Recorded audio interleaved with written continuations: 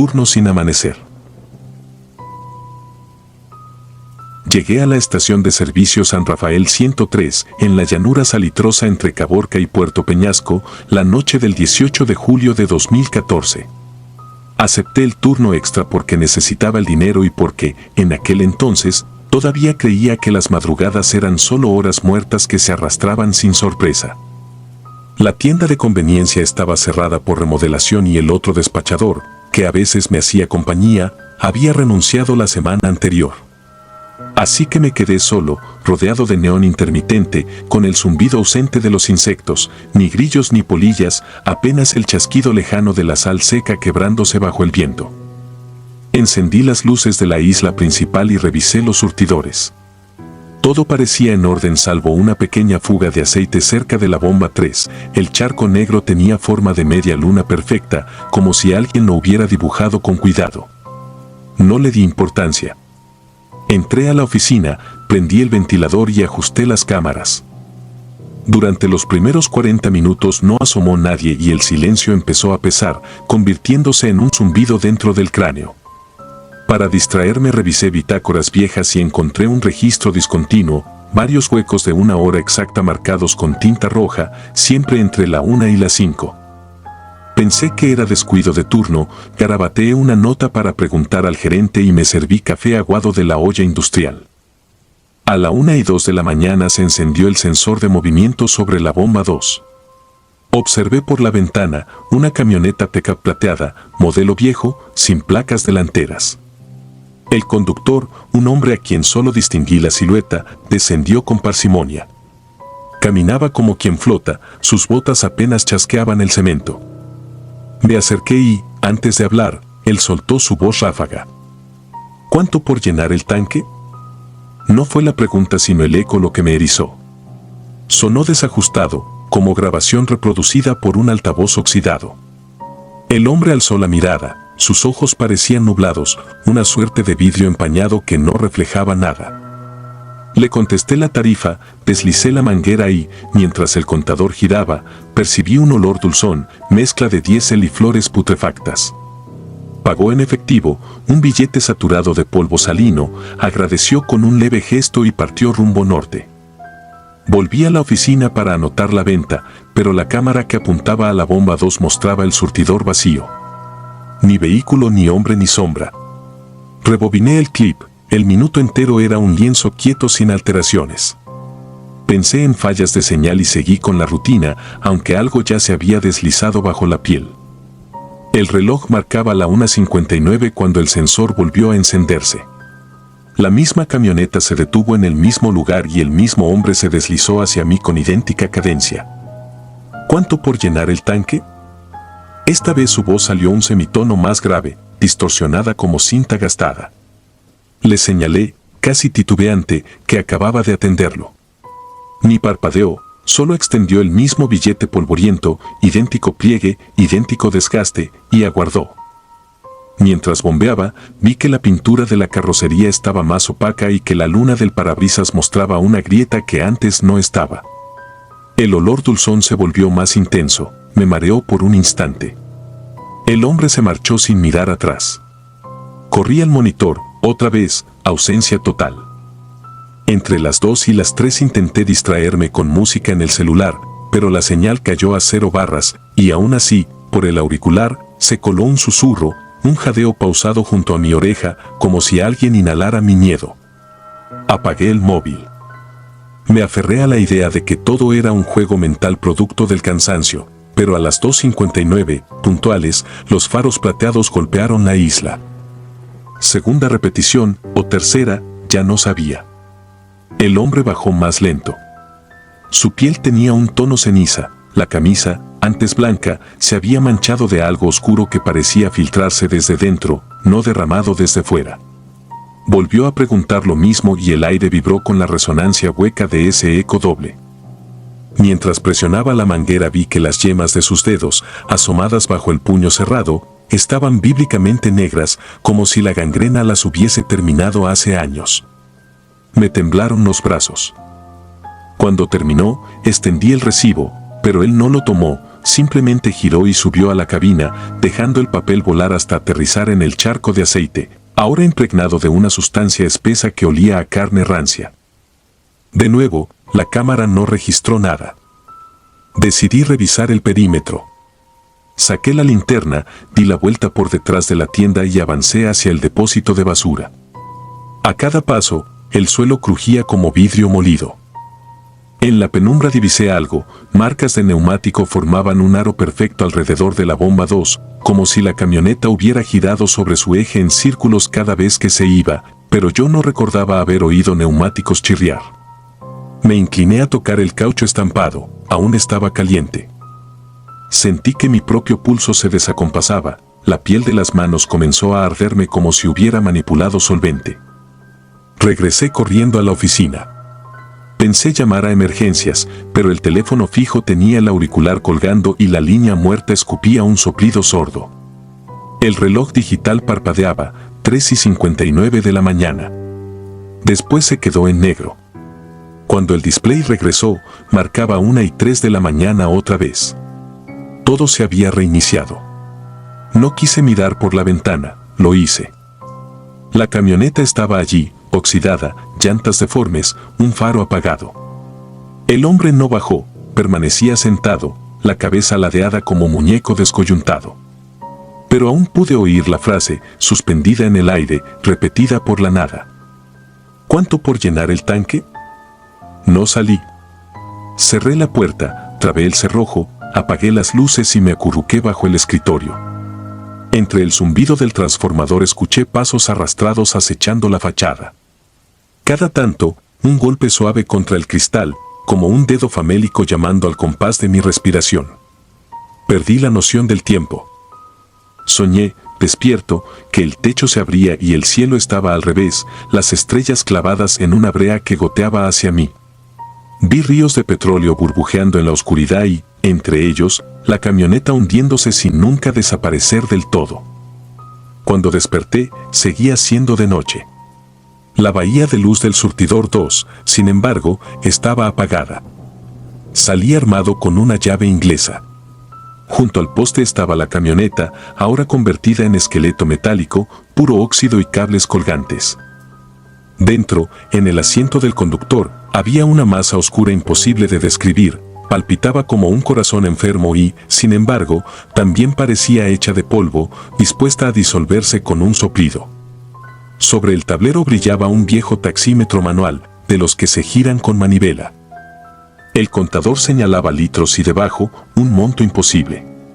Metí la cabeza por la ventanilla rota y el hedor a flores podridas me quemó la garganta.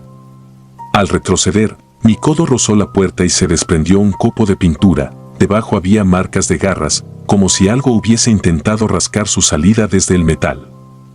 No resistí más. Corrí rumbo a la carretera y me interné en la oscuridad, guiado solo por la línea amarilla. Pero el camino se partía, multiplicándose en bifurcaciones idénticas que regresaban siempre a la misma explanada, como un laberinto de espejos sin reflejo. A cada vuelta, la gasolinera se movía más cerca, las luces, más altas, el charco de aceite, más ancho.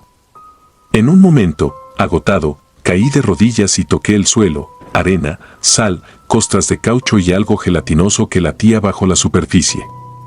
No sé cuánto tardó en salir el sol. Quizá un instante, quizá eternidades. Lo cierto es que lo hizo sin transición, del negro denso al oro del amanecer con un chasquido. De pronto escuché radios de camión en la autopista, motores al fondo, trinos de pájaros que jamás vuelan de noche. Me encontraba en medio del carril lateral, a 50 metros de la estación, bañado en sudor frío. No había camioneta, no había círculos de neumático ni charco de aceite. El reloj de la oficina marcaba las 7:34 de la mañana. Y las cámaras funcionaban perfecto, mostrando a un tipo, yo, que salía cada cierto rato, daba vueltas sin sentido por la pista y se detenía junto a la bomba 2 para observar algo que nadie más podía ver. Llamé al supervisor, inventé un ataque de ansiedad, abandoné el turno y no volví jamás. Pasé semanas intentando olvidar, pero el aroma dulzón se quedó atrapado en mi olfato, a veces lo percibo al abrir la llave del coche o al echar gasolina al generador de casa. Lo más perturbador ocurrió 2 meses después. Recibí un sobre sin remitente. Dentro, el billete polvoriento que me habían dado aquella noche, doblado exactamente igual, con la tela de araña salina intacta. En una esquina, garabateado con tinta corrida, alguien había escrito: "Gracias por llenar el tanque". Desde entonces evito conducir de noche, prefiero caminar kilómetros antes que detenerme bajo lámparas parpadeantes. Porque sé que, en algún lugar de la autopista, la aguja de un depósito infinito vuelve a acercarse a la línea roja. Y cuando la voz hueca pregunte otra vez cuánto, solo necesitará encontrar a otro despachador dispuesto a contestar. Yo ya no lo haré. No queda combustible suficiente en mi alma para otra madrugada sin amanecer. La caja. Nunca pensé que un trabajo tan rutinario pudiera convertirse en la raíz de mis peores pesadillas. Me llamo Elena, tengo 34 años y crecí en Hermosillo, Sonora.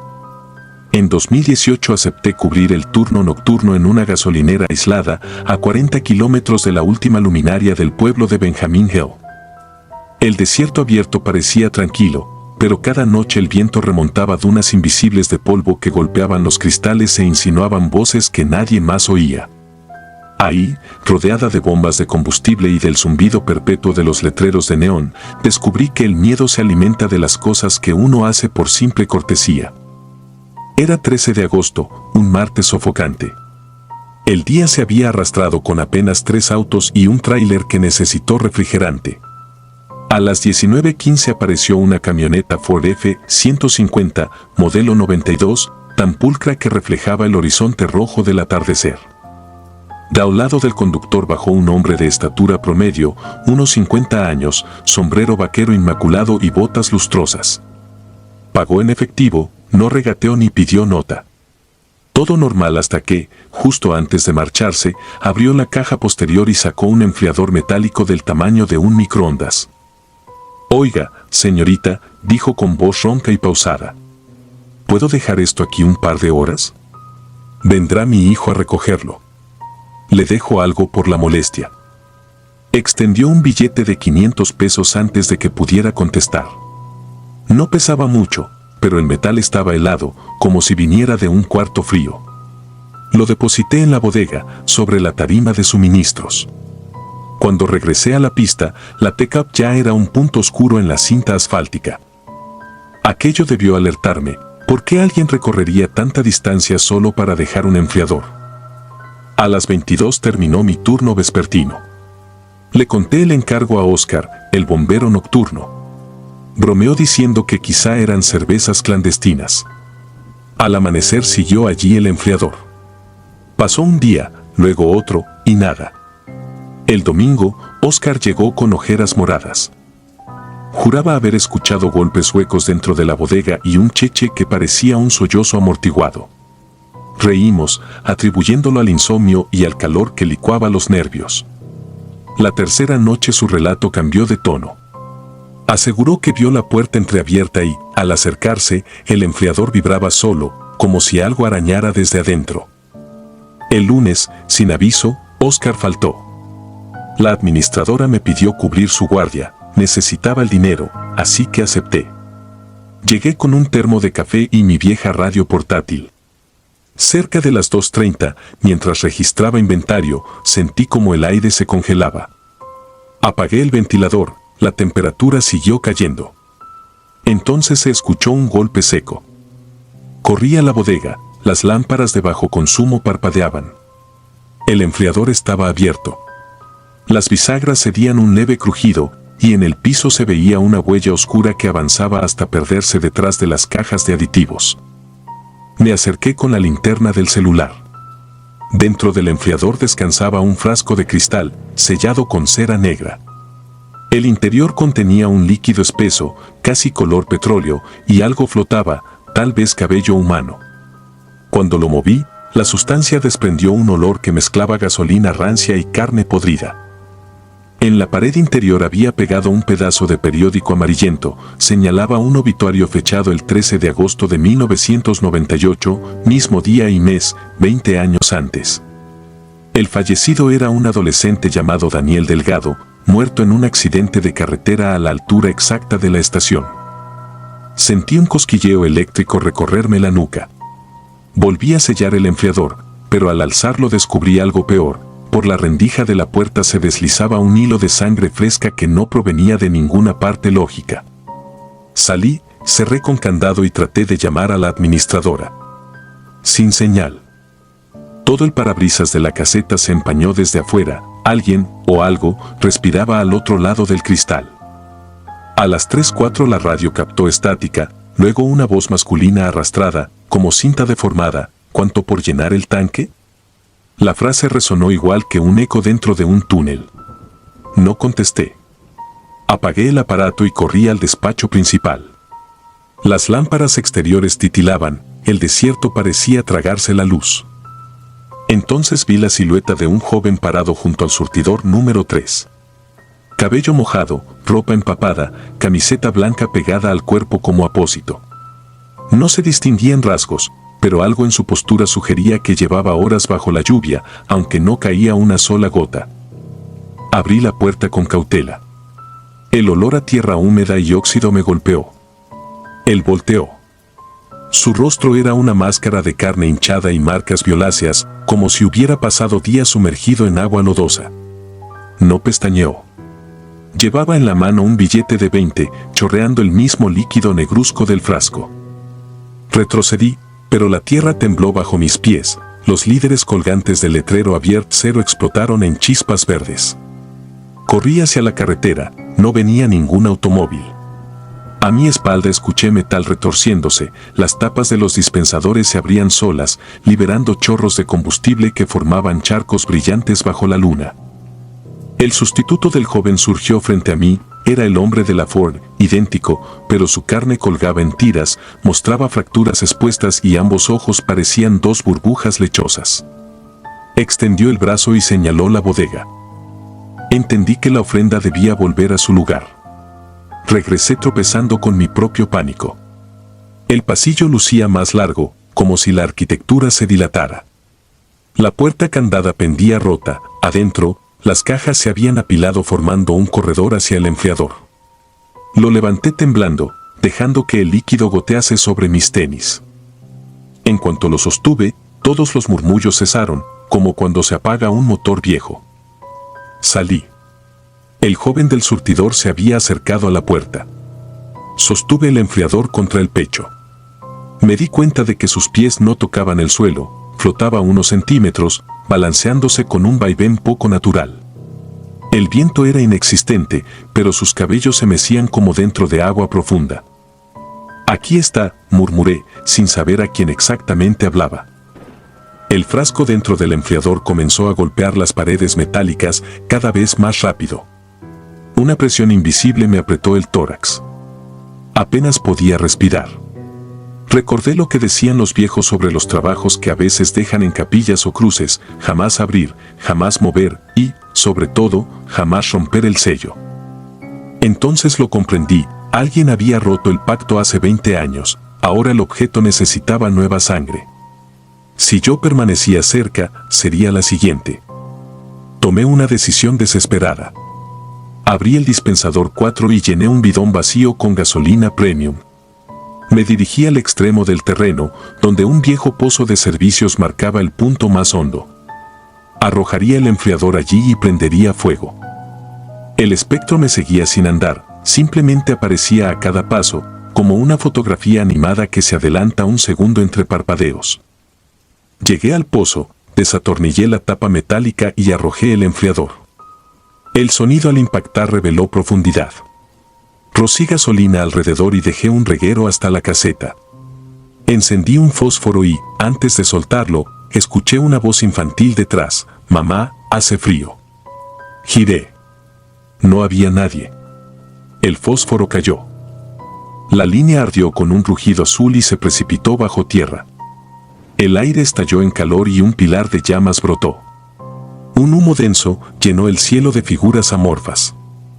Creí haber terminado, hasta que el viento cambió y me trajo un olor dulzón, orgánico. Sobre el asfalto, una silueta carbonizada caminaba hacia mí arrastrando algo, el enfriador, intacto, sin el menor signo de fuego. Retrocedí, las luces de la estación explotaron una tras otra. El humo conformó rostros hinchados que gritaban sin sonido. El ente tendió el enfriador a mis pies, los broches se abrieron solos y la tapa se alzó como guiada por bisagras invisibles. El frasco se había roto, el líquido goteaba como sangre espesa. En su interior flotaba mi credencial de elector, rescatada del bolsillo de mi uniforme. Di media vuelta y corrí por la carretera vacía. No sentía las piernas. Solo oía las campanillas oxidadas de la gasolinera tintineando como si celebraran. Me interné en el desierto, guiada por el resplandor lejano de los faros de un tráiler que pasaba. Levanté los brazos. El chofer no frenó. Cuando volteé, la estación estaba a oscuras, excepto por un suave resplandor verdoso que delineaba la bomba 3. El espectro del joven ya no estaba. Tampoco el hombre de la Ford ni la silueta humeante. Volví al amanecer con la administradora y 2 policías municipales. No hallaron nada, ni enfriador, ni huellas, ni señales de incendio. Solo constató que todos los surtidores marcaban 0 litros, aunque el tanque principal, de 20.000 galones, estaba casi vacío. La señora se limitó a decir que desmantelaría el lugar. La venta había caído y aquel terreno siempre fue demasiado pesado.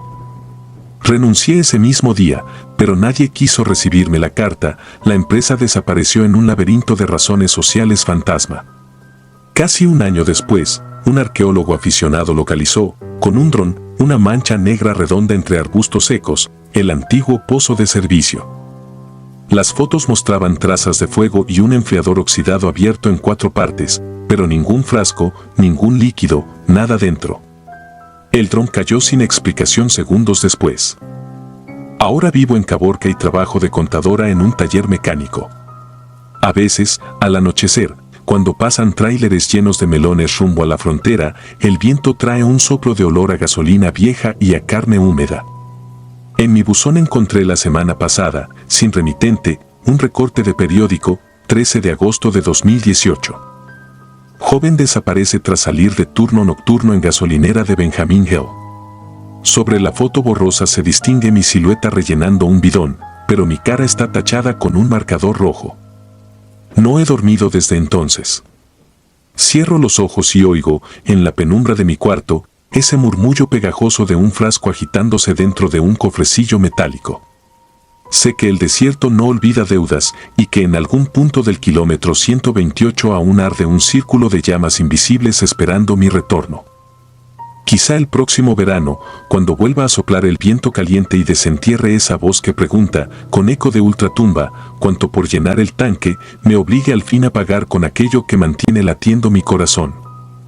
Mientras tanto escribo esto con la esperanza de que alguien lo lea y, si alguna vez un conductor impecable le pide resguardar algo solo por unas horas, recuerde que el terror verdadero no necesita rugir ni golpear la puerta. Basta un objeto frío, un nombre repetido en la oscuridad y un turno maldito que nunca termina.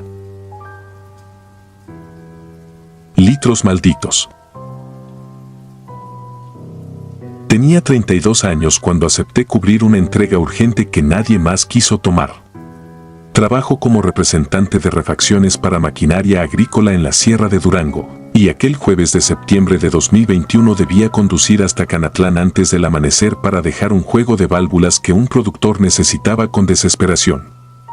A las 9 de la noche cargué el viejo Tsuru color vino que uso para los tramos cortos. Juré que el tanque, medio lleno, alcanzaría de sobra. La ruta era sencilla, carretera estatal 23, curvas interminables y apenas un par de poblados dispersos en 100 kilómetros de matorral. Durante la primera hora avancé confiada, música bajita y termos de café a la mano. Pasado el entronque de Nazas comenzó la neblina.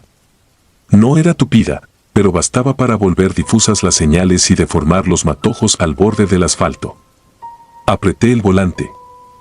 El medidor marcaba un cuarto de tanque, muy poco para el tramo que quedaba, y recordé que después del rancho La Noria venían 30 kilómetros sin nada más que monte y presa seca. Pensé en regresar, pero la fecha de entrega no lo permitiría. Me juré mantener la calma y busqué con la mirada cualquier luz que anunciara servicio.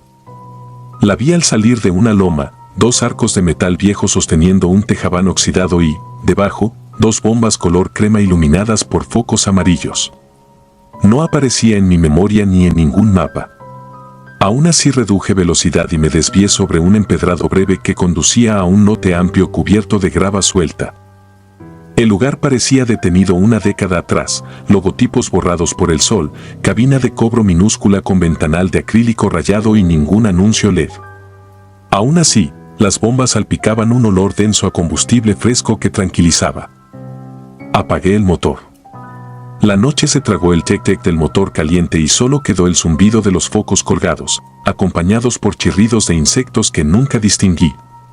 No vi a nadie alrededor, pero, apenas cerré la puerta, una figura salió de la caseta. Era una mujer delgada, estatura baja, chamarra verde militar y gorra beige que le cubría media cara. De sus manos pendía una manguera como si hubiera estado esperándome. No pronunció palabra, levantó la boquilla y la sostuvo frente al tanque, gesto inequívoco. Asentí en silencio. Mientras el medidor llenaba el depósito sentí el aire pegajoso, casi eléctrico, como si vibrara sobre la piel. Una gota de sudor helado me rodó por la nuca. El chorro de gasolina terminó con un chasquido y la mujer señaló el visor, cifras rojas imposibles de leer por el cristal sucio, y extendió la mano. Saqué billetes, en cuanto se los di, ella retrocedió 2 pasos y se perdió entre la penumbra sin mirar si el cambio era correcto. En el acto, se apagaron 2 de los focos y el zumbido se volvió aún más grave. No quise averiguar nada más, encendí el carro y salí a la carretera con los dedos entumidos. En el retrovisor vi el tejabán menguar en la distancia hasta quedar como una luciérnaga amarillenta. Después de la siguiente curva, las luces se extinguieron por completo, igual que si alguien hubiera bajado el switch general. Respiré hondo e intenté concentrarme en el camino, pero algo no encajaba. El motor empezó a dar jalones leves y la aguja del combustible tembló antes de desplomarse por debajo de la mitad. Maldecí pensando que la bomba estaba adulterada. 1 kilómetro más adelante la aguja rebasó la línea roja y el testigo se iluminó. No había lógica, había llenado el tanque segundos antes. Solté una carcajada nerviosa que se perdió en la cabina vacía. Conduje otros 10 kilómetros a 40 por hora, esperando que la aguja cediera. No lo hizo. A los lados, la niebla se espesó y solo veía la cinta blanca central brillar bajo los faros. Empecé a sentir un hormigueo en la frente, parecido a un principio de fiebre, y un olor tenue a caucho quemado brotó del ventilador aunque el auto no presentaba sobrecalentamiento. Entre la bruma me pareció distinguir un destello a la derecha, a la misma altura donde debería estar aquella estación, pero no quise voltear. Mi mente repetía una sola idea, llegar hasta el poblado siguiente, aunque fuera en neutral. Sin embargo, el Tsuru se estremeció, tosió y se quedó sin fuerza justo en medio del tramo más solitario. Luces muertas, motor callado. Me aferré al volante, la niebla se tragó el sonido de mi respiración. Encendí las intermitentes, pero sentí que aquel acto atraía a la oscuridad en lugar de disiparla. El hedor a gasolina vieja se coló por las rejillas, aunque llevaba los vidrios cerrados. Entonces escuché un golpe seco en el techo, como si dejara caer una llave inglesa. Después, silencio total. Tomé la linterna del guantera y salí. El aire estaba caliente, denso. Alrededor solo veía neblina lechosa que el halo de la lámpara apenas penetraba. Avancé 2 pasos y el crujido de la grava me heló la sangre, no había grava en la carretera. Bajé la mirada, el asfalto había desaparecido bajo mis zapatos, pisaba gravilla clara de estación de servicio. Levanté la vista y allí estaba el techo de lámina, arruinado, oxidado, exactamente sobre mi cabeza, igual al que había dejado atrás. Alrededor, sombras de bombas viejas se alzaban como cruces. No había automóvil, ni faros, ni asfalto. El mareo se convirtió en arcadas, pero no salió nada. La linterna chisporroteó y murió. A tientas busqué el camino que creí conocer, pero mis manos toparon con una pared de concreto. La toqué, caliente, agrietada. Volví la vista y vi un destello azul muy tenue. Me acerqué. Era una bomba antigua, el marcador mecánico giraba solo, marcando litros inexistentes en un ritmo constante y enfermo. Con cada vuelta despedía un chorro de ese hedor rancio que se me pegaba a la garganta. De pronto una voz rasposa detrás de mí susurró algo que no entendí ni quise entender. Corrí sin rumbo y choqué contra la pared de la caseta de cobro. Entre los tablones rotos brillaba un interior oscuro, salvo por un folder amarillento abierto sobre el mostrador. El viento inexistente pasaba las hojas como si alguien las buscara. Distinguí recortes de periódico pegados con cinta vieja, incendio en estación, El Reparo, 2009, 2 muertos. Bajo el encabezado, fotos borrosas de humo y chatarra. Al pie de página, los nombres: José Leiva, trabajador nocturno; Marta Samarripa, empleada de apoyo. La sangre me heló al recordar la chamarra verde, la gorra beige y aquellas manos que sostuvieron la manguera. Sentí pasos detrás. Giré de golpe y la linterna volvió a encenderse sola, revelando la silueta de la mujer a menos de 2 metros. Su rostro seguía oculto bajo la visera, pero bajo la piel se notaban grietas carbonizadas, como cerámica resquebrajada. No corrí, el terror me paralizó. Ella levantó la mano, extendiendo algo. Era el mismo billete que yo había entregado minutos antes, o tal vez horas, chamuscado por los bordes. Alargué la mano por instinto. Al tocar el papel, un latigazo de calor me subió por el brazo y la estación entera estalló en luz naranja, igual que en las fotos del accidente. No sentí fuego, pero la luminosidad cegó mis ojos y me empujó hacia atrás. Desperté en la misma carretera, 6 de la mañana, recargado contra la puerta del Tsuru con el cinturón puesto y el motor apagado. No había gasolina. El tanque totalmente vacío goteaba por la tapa, como si hubiera rebalsado. El cuadro de instrumentos estaba muerto, igual que la batería. Me dolía la cabeza, las manos ardían y en la palma izquierda llevaba pegado un billete de 100 pesos chamuscado que apestaba a combustible. Caminé hasta Canatlán bajo un sol que salía sin prisa. Tardé 2 horas en llegar a la primera casa y pedir ayuda. Mientras esperaba la grúa, una patrulla estatal se detuvo. El agente escuchó mi historia en silencio, como quien oye mentiras de un borracho. Al final preguntó en qué tramo estaba la estación. Contesté, entre el kilómetro 27 y 30. Negó con la cabeza y aseguró que allí solo existe un montículo de ruinas desde el incendio de 2009. Ningún servicio ha operado desde entonces. No discutí. Cuando remolcaron el auto, el mecánico halló el tanque corroído por dentro, como si años de agua salina lo hubieran comido. En el fondo no había ni una gota.